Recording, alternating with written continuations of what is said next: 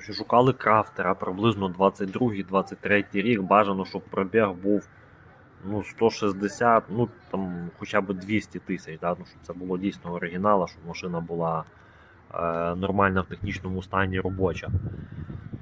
Передивилися кучу, я зробив кучу звітів з офіційного дилера. З всіма якісь проблеми. Там пробіг, щось там підкручували, докручували, там якийсь момент в Польщі якийсь там теж був, продавався, показали, сказав чувак, що цілий. По факту теж там була якась зафіксована аварія. Ремонт там якийсь робився, обслуговування теж там на офіційний дилер. Не признався, а по звіту було видно. Зараз я прикріплю ці всі звіти, і це тільки частина, бо я там половину тих звітів поудаляв. Мабуть, зробили з 15 звітів з офіційного дилера, і толкового так і не знайшли. Я потім ще буду показувати відоси, як ми їздили на офіційні дилера, побачите, як ми дивилися машини.